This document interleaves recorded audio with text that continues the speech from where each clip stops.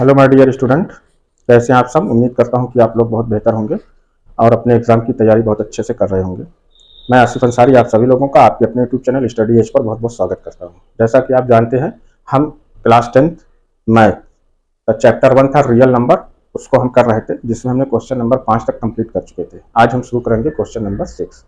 तो question number 6 है कि explain 7 into 11 into 13 plus 13 and 7 into 6 into 5 into 4 into 3 into 2 into 1 plus 5 are composite number ना। तो यहाँ पर हमें दो नंबर दिए गए हैं, उन्हें हमें ये बताना है कि ये कंपोजिट नंबर है या नहीं है।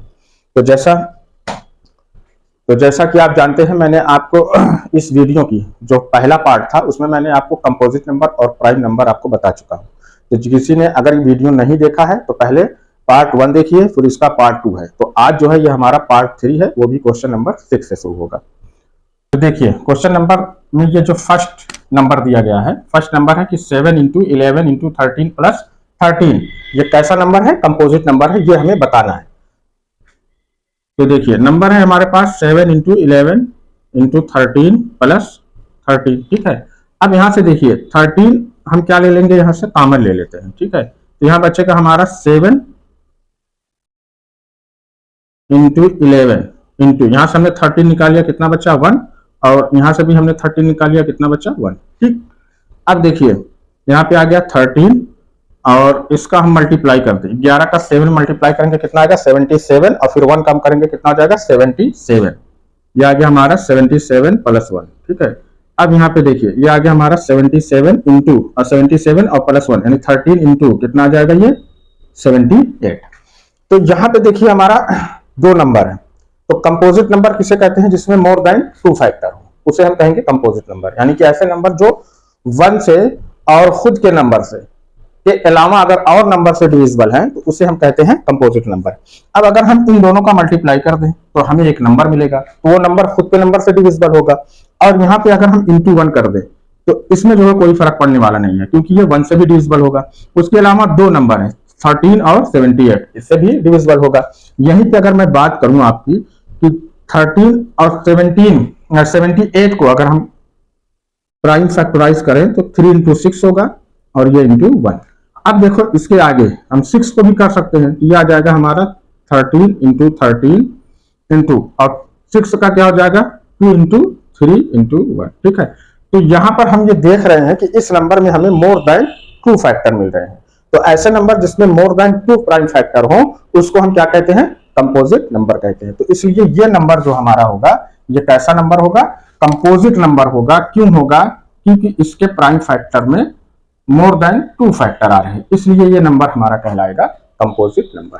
बात समझ में आ गई आपको, आ गई होगी, है ना। मुझे उम्मीद है कि आप बात को समझ गए होंगे। तो ये था हमारा पहला क्या प्रूफ हो गया कि ये कंपोजिट नंबर है ना। क्यों है, क्योंकि ये एक और अपनी अगर इन सबको मल्टीप्लाई कर दे तो एक नंबर हमें मिलेगा, तो उस नंबर से भी डिविजिबल होगा 1 से भी। उसके अलावा इसमें 13 से भी डिविजिबल है, 2 से भी डिविजिबल है और 3 से भी डिविजिबल हो रहा है ना। या हम यहाँ पे देख लें यहीं से कि 13 और 78 से डिविजिबल हो रहा है, यानी कि 1 और अपने नंबर के अलावा 2 और नंबर से डिविजिबल है, इसलिए हमारा ये कौन सा होगा, कंपोजिट नंबर होगा। अब इसी तरीके से देखिए सेकंड है, सेकंड में क्या है देखो 7 into 6 into 5 into 4 into 3 into 2 into 1 plus 5।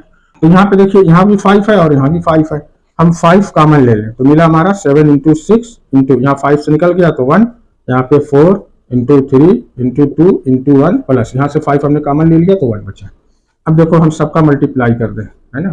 तो 7 6 जा 42 और 1 जा कितना आ जाएगा 42 इंटू 4 3 जा 12, 12 2 जा 24, ये आ जाएगा हमारा 24 और यहाँ पे है प्लस 1, ठीक है। अब इन दोनों का हम मल्टीप्लाई कर लेते हैं कहीं पे। देखिए 42 में हम 24 का मल्टीप्लाई करके देख लें, 4 दूना 8 4,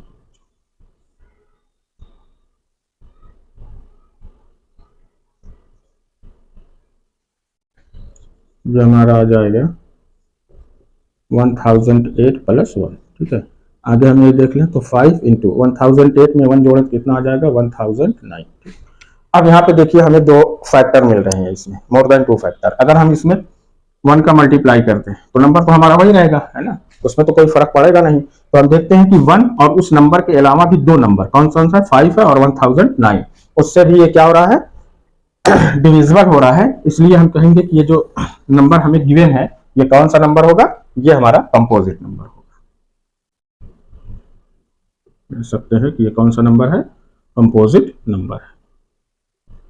ठीक है, यही हमें क्या करना था, बताना था। हम क्या कहेंगे कि इस नंबर में 2 फैक्टर 5 और 1009 है, इसलिए ये क्या होगा, कंपोजिट नंबर होगा, मोर देन 2 फैक्टर। इसी तरीके से हमारा फर्स्ट, तो ये था हमारा क्वेश्चन नंबर। अब देखिए एक्सरसाइज 1.1 का लास्ट क्वेश्चन है, क्वेश्चन नंबर 7। इसमें है कि there is a circular path around a sport field. Sonia takes 18 minutes to drive 1 round of the field while Ravi takes 12 minutes for the same. Suppose they both start at the same point and at the same time and go in the same direction. After how many minutes will they meet again at the starting point? तो इसमें देखो कहा गया है बेटा, इस question number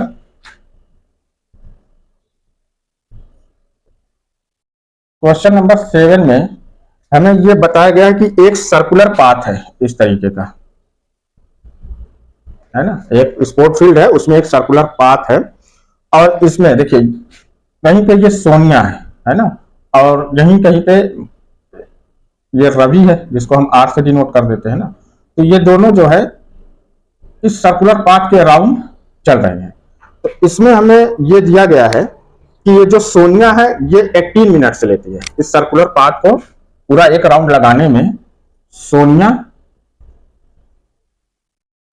takes कितना, 18 minutes, और रवि जो है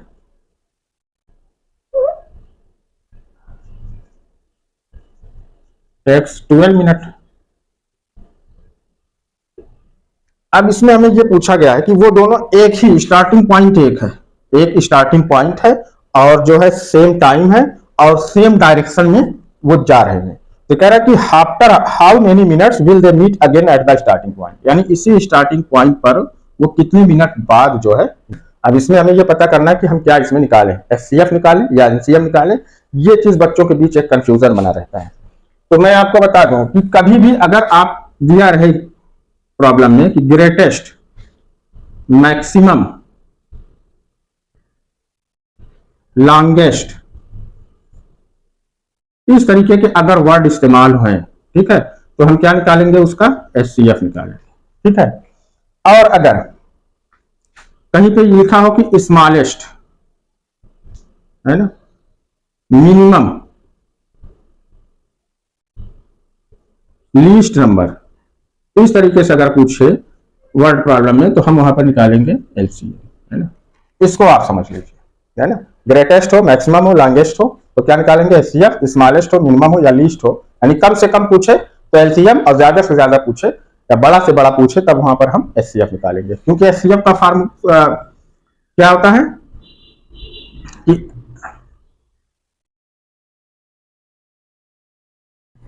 एचसीएफ का फुल फॉर्म होता है हाईएस्ट कॉमन फैक्टर और एलसीएम को होता है लीस्ट कॉमन मल्टीपल, है ना। तो सबसे छोटा जो होगा वहां पे हम एलसीएम निकालेंगे और सबसे हाईएस्ट जो होगा वहां पे हम एचसीएफ निकालेंगे। अब यहाँ पर देखिए सोनिया है और रवि है। सोनिया 18 मिनट लेती है इस सर्कुलर पाथ को कवर करने में और रवि जो है वो 12 मिनट लेता है ना, एक राउंड पूरा करने में। अब कहता है कि ये जो इनका स्टार्टिंग पॉइंट क्या है, सेम है, सेम डायरेक्शन है, सेम टाइम है। तो कितने मिनट बाद कह रहा है कि वो स्टार्टिंग पॉइंट पर मिलेंगे। तो देखिए बेटा, जब सोनिया और ये रवि जब इस सर्कुलर पाथ को राउंड इस तरीके से इसको पर दौड़ रहे हैं तो वो कहीं ना कहीं तो मिलेंगे जरूर, है ना। कहीं यहाँ भी मिल सकते हैं, यहाँ भी मिल सकते हैं, यहाँ भी मिल सकते हैं, यहाँ भी मिल सकते हैं ना, कहीं भी मिल सकते हैं। तो कितनी, जब तक ये दौड़ते रहेंगे कहीं ना कहीं मिलते रहेंगे। तो जब तक दौड़ते हैं कहीं ना कहीं मिल रहे हैं तो वो तो हमारा हाईएस्ट हो जा रहा है ना, मैक्सिमम नंबर हो रहा है, कितनी बार मिल रहे हैं, है ना। कहीं यहाँ मिले, है ना, हाई हेलो हुआ, यहाँ मिले हाई हेलो, यहाँ मिले हाई हेलो हुआ, फिर आगे चल दिए।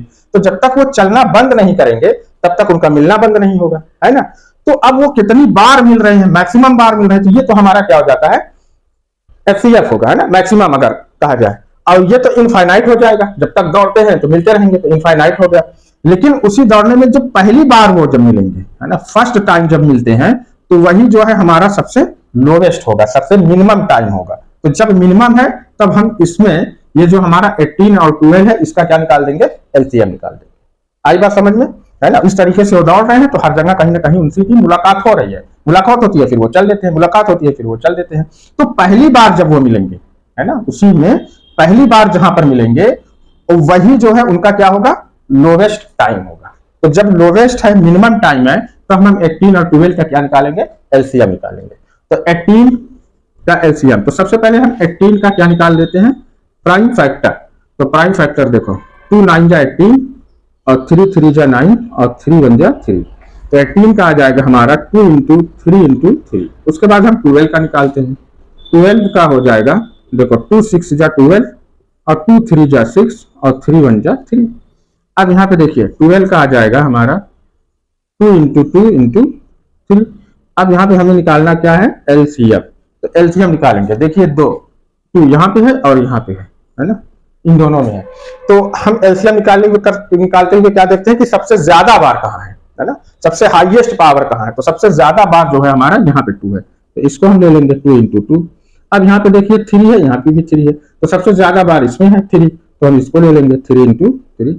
अब सबका मल्टीप्लाई करते हैं, तो 2 2 जा 4, 4 3 जा 12 और 12 3 जा 36, यानी कितने मिनट बाद वो मिलेंगे, 36 मिनट बाद वो मिलेंगे स्टार्टिंग पॉइंट पर पहली बार। यही हमारा क्या हो जाएगा, आंसर हो जाएगा। ठीक है, आई होप आप समझ में आ गया होगा आपको, और इस तरीके के क्वेश्चन अगर हैं तो आप बड़े आसानी से कर लेंगे। तो इस तरीके से बच्चों हमारा ये जो एक्सरसाइज 1.1 है, यानी चैप्टर 1 रियल नंबर का एक्सरसाइज 1.1 यहीं पर हो जाता है हमारा समाप्त। अब इसके बाद हम जब शुरू करेंगे तो एक्सरसाइज 1.2 करेंगे।